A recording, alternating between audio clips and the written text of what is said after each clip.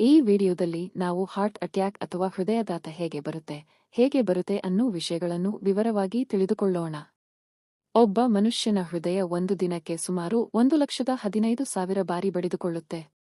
ಅದೇ ರೀತಿ ಒಂದು ದಿನಕ್ಕೆ 700-600 ಲೀಟರ್ ರಕ್ತವನ್ನು ಪಂಪ್ ಕೂಡ ಮಾಡುತ್ತೆ.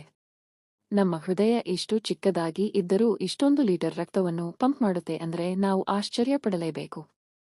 ಸಾಮಾನ್ಯವಾಗಿ ನಮ್ಮ ಮನೆಗಳಲ್ಲಿ ಬಳಸುವ ನೀರಿನ ಪಂಪನ್ನು ಒಂದು ದಿನ ಪೂರ್ತಿ ಆನ್ ಮಾಡಿದ್ರೆ ಖಂಡಿತ ಅದು ಕೆಟ್ಟು ಹೋಗುತ್ತೆ. ಆದರೆ ನಮ್ಮ ಹೃದಯ ನಿರಂತರವಾಗಿ ನಮ್ಮ ಜೀವನ ಪೂರ್ತಿ ಕೆಲಸ ಮಾಡ್ತಾನೆ ಇರುತ್ತೆ. ಇಂತಹ ಅದ್ಭುತ ಶಕ್ತಿಯನ್ನು ಹೊಂದಿರುವ ಹೃದಯ ಕೆಲವೊಂದು ಬಾರಿ ಹೇಗೆ ನಿಂತು ಹೋಗುತ್ತೆ? ಹೃದಯಾಘಾತ ಅನ್ನೋದು ಹೇಗೆ ಸಂಭವಿಸುತ್ತದೆ? ಇದಕ್ಕೆ ಕಾರಣಗಳೇನು? ಇವುಗಳ ಬಗ್ಗೆ ತಿಳಿದುಕೊಳ್ಳುವುದಕ್ಕಿಂತ ಮುಂಚೆ ನಮ್ಮ ಹೃದಯ ನಿರ್ಮಾಣ, ಅದರ ಕೆಲಸದ ಬಗ್ಗೆ ತಿಳಿದುಕೊಳ್ಳೋಣ. ನಮ್ಮ ಹೃದಯದ ಮುಖ್ಯವಾದ ಕೆಲಸ ನಮ್ಮ ದೇಹದ ಎಲ್ಲಾ ಮಾಂಸಖಂಡಗಳಿಗೆ ರಕ್ತದ ಮುಖಾಂತರ ಆಕ್ಸಿಜನ್ ಅನ್ನು ಸಪ್ಲೈ ಮಾಡೋದು. ಆಕ್ಸಿಜನ್ ಇಲ್ಲ ಅಂದ್ರೆ ನಮ್ಮ ಮಾಂಸಖಂಡಗಳು ಕೆಲಸ ಮಾಡೋದಿಲ್ಲ. ದೇಹದ ಎಲ್ಲಾ ಮಾಂಸಖಂಡಗಳ ಜೊತೆಗೆ ಹೃದಯಕ್ಕೂ ನಿರಂತರವಾಗಿ ಆಕ್ಸಿಜನ್ ಸಪ್ಲೈ ಆಗುತ್ತೆ. ಆಗಲೇ ನಮ್ಮ ಹೃದಯ ನಿಲ್ಲದೆ ಕೆಲಸ ಮಾಡುತ್ತೆ. ಹೃದಯದ ಮಾಂಸಖಂಡಗಳಿಗೆ ಆಕ್ಸಿಜನ್ ಅನ್ನು ಸಪ್ಲೈ ಮಾಡುವ ರಕ್ತನಾಳಗಳನ್ನು ಕರೋನರಿ ಆರ್ಟರೀಸ್ ಅಂತ ಕರೆಯುತ್ತಾರೆ.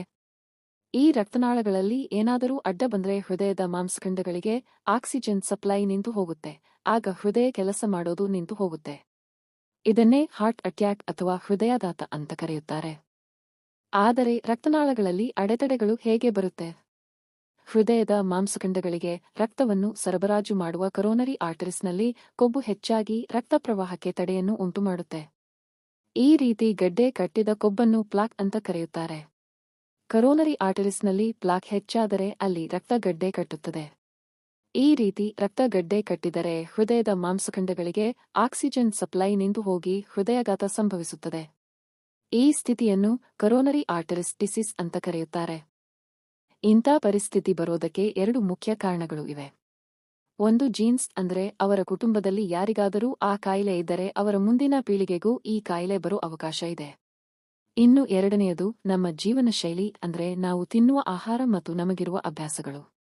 ವಯಸ್ಸು ಹೆಚ್ಚಾದಾಗ ಹೆಚ್ಚು ಮದ್ಯಪಾನ ಮತ್ತು ಧೂಮಪಾನ ಮಾಡುವವರಿಗೆ, ಅಧಿಕ ರಕ್ತದೊತ್ತಡ, ಸಕ್ಕರೆ ಕಾಯಿಲೆ ಇರುವವರಿಗೆ ಈ ಕರೋನರಿ ಆರ್ಟರೀಸ್ ಡಿಸೀಸ್ ಬರೋ ಅವಕಾಶ ಹೆಚ್ಚಾಗಿ ಇರುತ್ತೆ.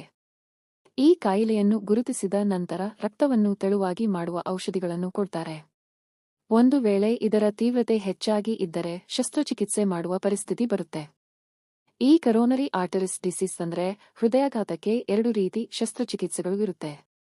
ಒಂದು, ಆಂಜಿಯೋಪ್ಲಾಸ್ಟಿ. ಈ ವಿಧಾನದಲ್ಲಿ ತೊಂದರೆಯಾದ ರಕ್ತನಾಳಗಳ ಒಳಗೆ ಒಂದು ಟ್ಯೂಬನ್ನು ಕಳಿಸಿ ಅದನ್ನು ಬಲೂನಿನ ರೀತಿ ಉಬ್ಬಿಸಿ ಹೆಚ್ಚಾದ ಕೊಬ್ಬನ್ನು ನಾಶ ಮಾಡ್ತಾರೆ ಮತ್ತು ಆ ಮಾರ್ಗ ಮತ್ತೆ ಮುಚ್ಚಿ ಹೋಗದಂತೆ ಒಂದು ಸ್ಟೆಂಟನ್ನು ಕೂಡ ಹಾಕ್ತಾರೆ. ಈ ಚಿಕಿತ್ಸೆಯನ್ನ ಆಂಜಿಯೋಪ್ಲಾಸ್ಟಿ ಅಂತ ಕರೆಯುತ್ತಾರೆ. ಇನ್ನು 2, ಬೈಪಾಸ್ ಸರ್ಜರಿ. ಈ ಚಿಕಿತ್ಸೆಯಲ್ಲಿ ನಮ್ಮ ದೇಹದ ಬೇರೆ ಜಾಗದಿಂದ ರಕ್ತನಾಳಗಳನ್ನು ತೆಗೆದು ತೊಂದರೆಯಾದ ರಕ್ತನಾಳಗಳ ಜೊತೆ ಬೈಪಾಸ್ ಮಾಡ್ತಾರೆ. ಇದನ್ನೇ ಬೈಪಾಸ್ ಸರ್ಜರಿ ಅಥವಾ ಓಪನ್ ಹಾರ್ಟ್ ಸರ್ಜರಿ ಅಂತ ಕರೆಯುತ್ತಾರೆ. ಇನ್ನು ರಕ್ತನಾಳಗಳಲ್ಲಿ ಕೊಬ್ಬು ಬ್ಲಾಕ್ ಆಗದೆ ಬೇರೆ ವಿಧಾನವಾಗಿ ಕೂಡ ಹೃದಯ ನಿಂತು ಹೋಗುವ ಅವಕಾಶ ಇದೆ. ಇದನ್ನೇ ಕಾರ್ಡಿಯಾಕ್ ಅರೆಸ್ಟ್ ಅಂತ ಕರೆಯುತ್ತಾರೆ.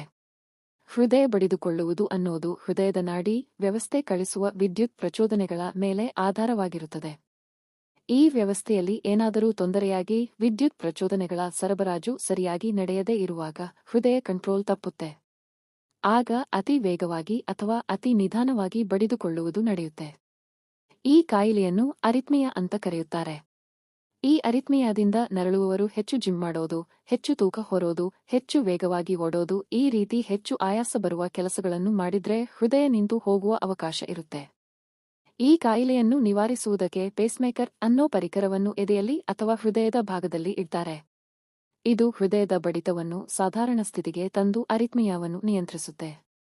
ಈ ಅರಿತ್ಮಿಯಾ ಕಾಯಿಲೆ ಬರೋದಕ್ಕೆ ಕಾರಣಗಳು ಜೀನ್ಸ್ ಅಥವಾ ಜೀನುಗಳಲ್ಲಿ ಬರುವ ಬದಲಾವಣೆಗಳಿಂದ ಅಥವಾ ಕೆಲವು ರೀತಿಯ ಔಷಧಿಗಳನ್ನು ತೆಗೆದುಕೊಳ್ಳುವುದರಿಂದ, ನಾಡಿ ವ್ಯವಸ್ಥೆಯಲ್ಲಿ ಬರುವ ತೊಂದರೆಗಳಿಂದ, ಅಧಿಕ ಒತ್ತಡಗಳಿಂದ ಈ ಕಾಯಿಲೆ ಬರೋ ಅವಕಾಶ ಇದೆ. ಇಂತಹ ಅದ್ಭುತವಾದ ನಿರಂತರವಾಗಿ ಕೆಲಸ ಮಾಡುವ ನಮ್ಮ ಹೃದಯವನ್ನು ಕಾಪಾಡಿಕೊಳ್ಳುವುದು ನಮ್ಮ ಜವಾಬ್ದಾರಿ. ಮದ್ಯಪಾನ, ಧೂಮಪಾನಗಳಿಂದ ದೂರ ಇರುವುದು, ಪ್ರತಿದಿನ ವ್ಯಾಯಾಮ ಮಾಡೋದು, ಯೋಗ ಮಾಡೋದು, ಒಳ್ಳೆ ಆಹಾರವನ್ನು ತೆಗೆದುಕೊಳ್ಳುವುದು, ಅಧಿಕ ಕೊಬ್ಬಿನಂಶ ಇರೋ ಪದಾರ್ಥಗಳನ್ನು ಬಳಸೋದು ಕಮ್ಮಿ ಮಾಡಿಕೊಳ್ಳುವುದರಿಂದ ನಮ್ಮ ಹೃದಯದ ಆರೋಗ್ಯವನ್ನು ಕಾಪಾಡಿಕೊಳ್ಳಬಹುದು.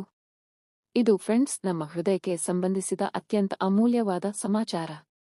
ಓಕೆ ಫ್ರೆಂಡ್ಸ್, ಈ ಒಂದು ವಿಡಿಯೋ ನಿಮಗೆ ಇಷ್ಟ ಆಗಿದ್ರೆ ಲೈಕ್ ಮಾಡಿ, ಶೇರ್ ಮಾಡಿ ಹಾಗೂ ನಮ್ಮ ಚಾನೆಲ್ಗೆ ಸಬ್ಸ್ಕ್ರೈಬ್ ಮಾಡಿ.